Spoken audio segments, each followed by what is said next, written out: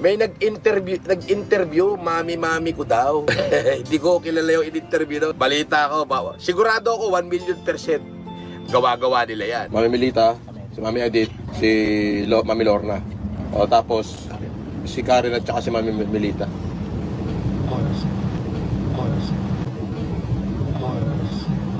Dumi-dumi mo! Iko 250,000. Yun ay tulong ko sa kanila. Mag-i-spend ako ng 1 million, tutulong ko sa kanila. Parang gusto ko lang pasalamatan yung mga taong tumulong sa akin. Gusto ko lang pasalamatan yung mga taong tumulong sa akin. Gusto ko lang pasalamatan yung mga taong tumulong sa akin. A few moments later. Hindi ko alam kung sino yung pinag-i-interview ni Uhugi Vlogger. O wala na ba epekto sa akin? Siguro, pag nakita ko na lang ng personal, yung matandang in-interview niya, kaysa na maidibanda ko, sampaling ko na lang sa mukha. Sampaling ko na lang sa mukha. Sampaling ko na lang sa mukha.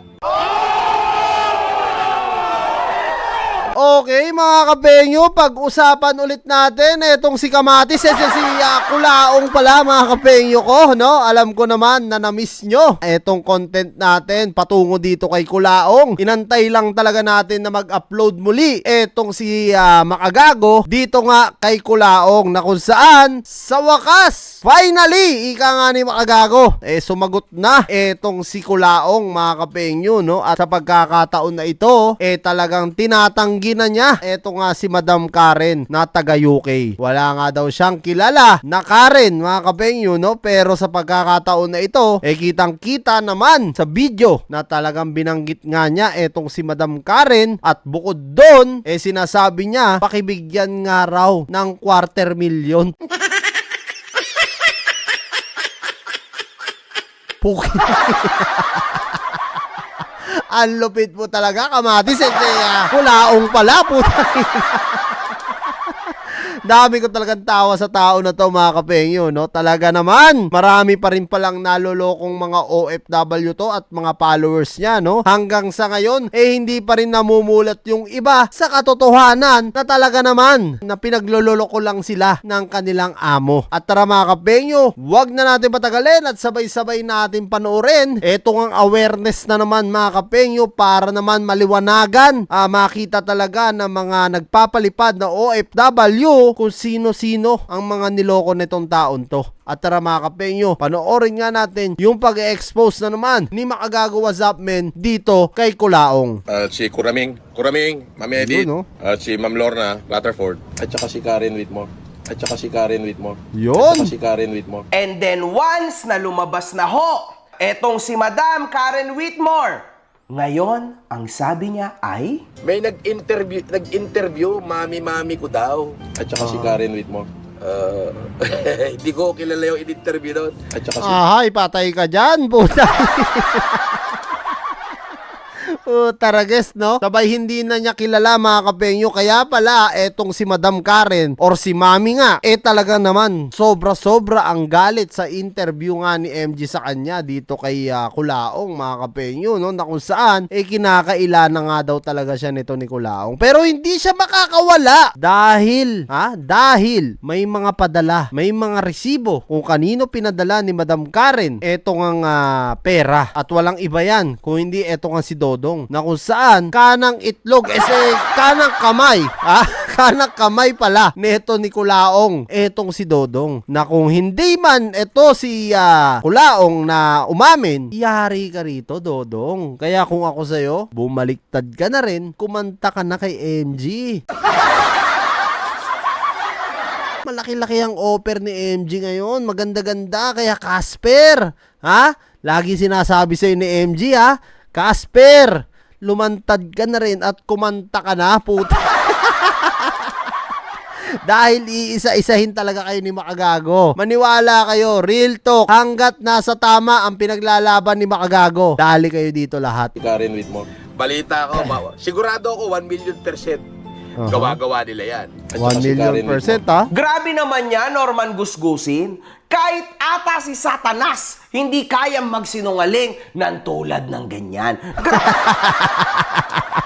Utang ina, matindi na, ha? Kumbaga, kaloob-looban mga kapenyo, pati si Santanas, ha? Talaga namang kasama na rito. Sabi na yan, harapan, nagsisinungaling ka. Oo. At saka si Karen Whitmore. Hindi ko kilala yung in-interview doon. Sinungaling tong taon to. Literal na dati sinabi mo kay Dong Batalan na Tawagan mo sila, padalan mo sila ng ano, tigko 250,000, yung apat. Quarter million. Ang lupit mo talaga, Kulaong. Tagka 250,000 ha, puta. Yung mga bata mo na 50 meters away, buhay pa ba? Puta na, baka babaliktad na rin kay MJ yan. Million daw, Karen Whitmore. Hindi ko kilala yan. Gusto mo, sampalin ko sa harapan mo yan eh. Ay, ang kapal na mukha, mga kapengyo.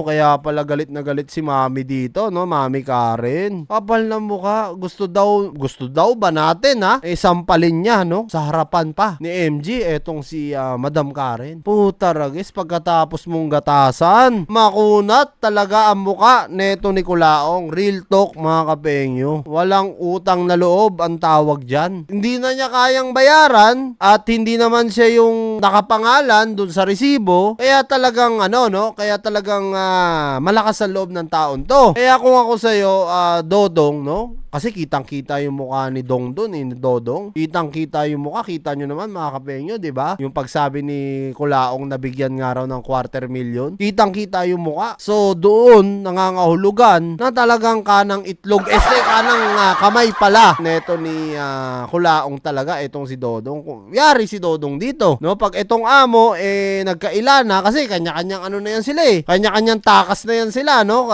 Pag kinasuhan na ni MG yan at nagkaso pa etong si Madam Karen, mas delikado na lalo sila. Lalong-lalo na yung Dodong yung nag-receive ng pera na milyon-milyon.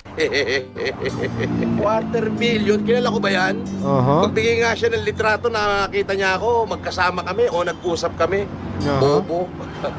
Kasi si Mami Melita, Ayun, oh. Mami Melita, Kitang-kita yung mukha ni Dodong talaga dito. si Mami Edith, si Mami Lola. O tapos, si Karen at saka si Mami Melita. Tigko 250,000. Yun ay Grabe magtinga rin to si Kulaong, mga kapengyo, ha. Talaga namang pinapasok yung daliri.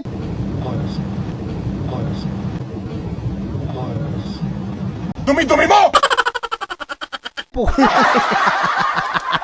Ulitin natin, mga kapengyo. Grabe magtinga to, ha, puta. Matindi magtinga to. Si Karen at saka si Mami Melita. Oh, puta.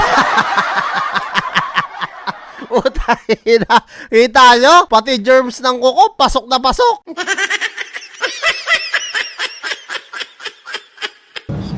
Puta, tas kinain pa, no? Dinilala, kita nyo? 250,000. Yun ay tulong ko sa kanila. Wala pa naman tayong ganong pero tulong ko sa kanila yun. Mag-i-spend ako ng 1 million, tutulong ko sa kanila. Yun, no? Parang Puta, gusto ko lang matindi pasalamatan talaga. yung mga taong tumulong sa akin. At saka si Matindi. Karen Whitmore. Parang gusto ko lang pasalamatan yung mga taong tumulong sa akin. Utang na yan talaga matindi yan, mga kapengyo. Matindi ang anghit. Ang yabang nito sa katawan talaga, ha? At saka si Karen Whitmore.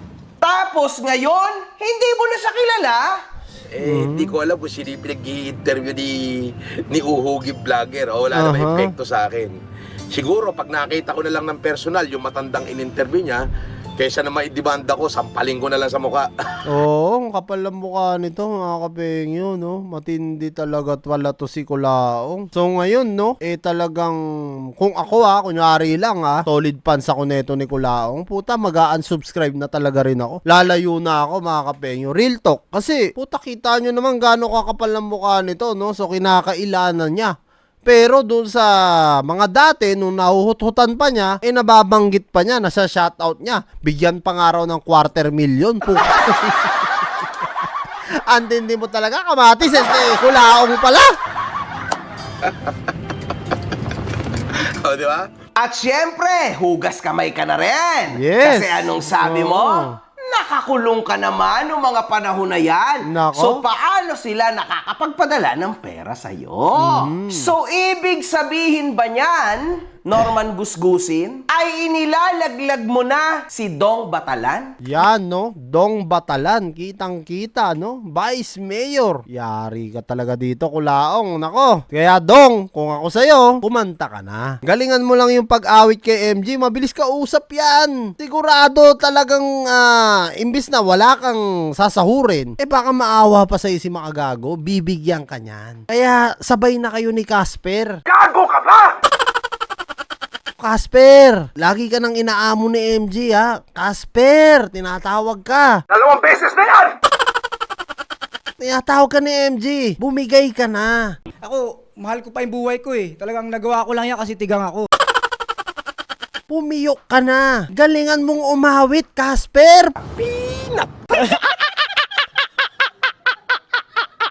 Puta. Puta, nakaabang na si MG sa inyo, Brad. Ganyan ka naman, di ba? Si Casper nga, tinarantado mo rin eh. Sinabi mo na hindi ikaw ang nag-recruit kay Ian, ngunit si Casper. Hindi mo ko tauhan, pero sa'yo ako nagtatrabaho. So yun yun. So yung sasabihin hindi pinasweldo, unang-una hindi ako nagpapasweldo sa kanila. Pangalawa, hindi ko sila empleyado. Okay? Na may pinirmahang kontrata. Pinakiusap sa akin yan ni Casper dahil wala raw masusilungan, walang trabaho, kailangan may kain ka. Sabi ko, hindi lang kain. Sabi ko, bigyan natin ng allowance kahit 10,000, testingin muna natin. And then pagka okay, at saka natin bigyan ng full contract at saka bigyan natin ng full na sweldo. At least Kita nyo na? Grabe mga kapengyo, sobra ang pagkasinungaling ng taon to. Grabe. Kaya nga sabi ni MG, no? Mas matindi pa sa demonyo, etong si Kulaong talaga. Real talk. Nagawa nga niyang gawan ng mga katarantaduhan si Makagago ngayon na pinapapatay nga daw kuno siya. Diba? So, hindi na ako magtataka. Itong taon to, talagang matindi ang ginagawa nito. Tapos may mga magko-comment sa akin na sasabihin, bakit daw tinitira namin, no? Etong si Kulaong. Mga kapeng nyo naman. Dilat nyo naman yung mga mata nyo. Gamitin nyo naman yung utak nyo. Kung ito bang sinusuportahan nyo, talaga bang natutulungan din ba kayo sa pang personal na kabuhayan nyo? Wala rin naman. Tapos sinusuportahan nyo pa. Kita nyo nga, mismong inutangan niya na, walang utang na loob, hindi nga daw niya kilala, diba? Napakatindi nito. is minimum. Di ba matalino ka, mayaman ka, trinunalo ka?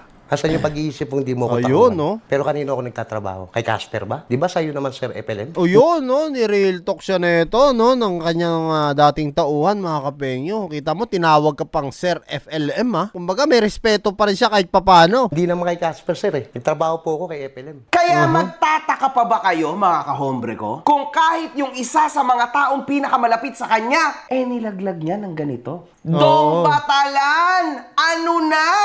Mukhang ikaw na ang isusunod ko! Patay ka, dong! Puta! Sigurado.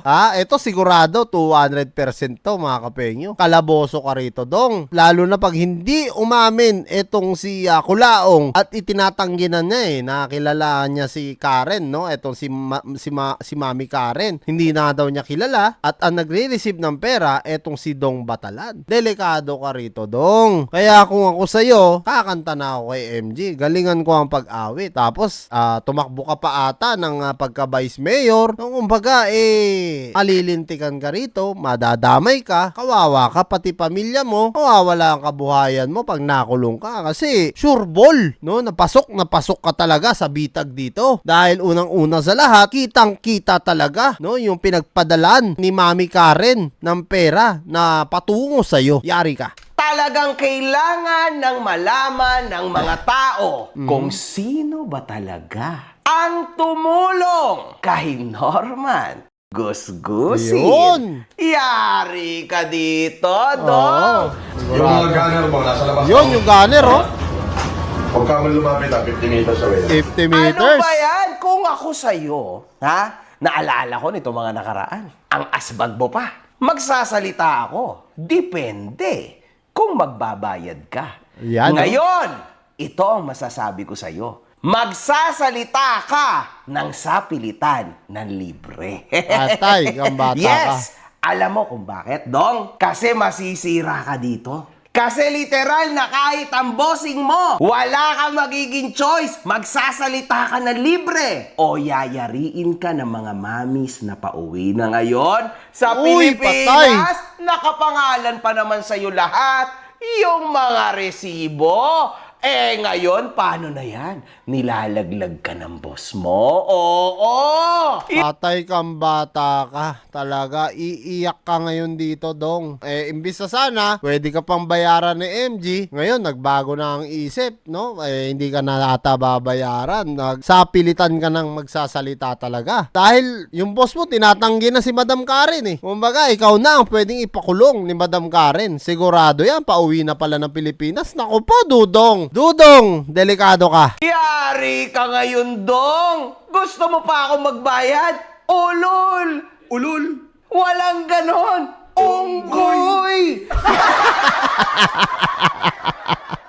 Walang ganon, unggoy, Dudong. Kaya, Dudong, kung ako sa'yo, ito mga kapenyo, real talk talaga magsasalita ako. Madaling kausap si MG, mabilis kausap yan. Kausapin mo lang sa FB page niya o sa Instagram niya na, Boss MG, baka pwedeng wag nyo na akong makasuhan.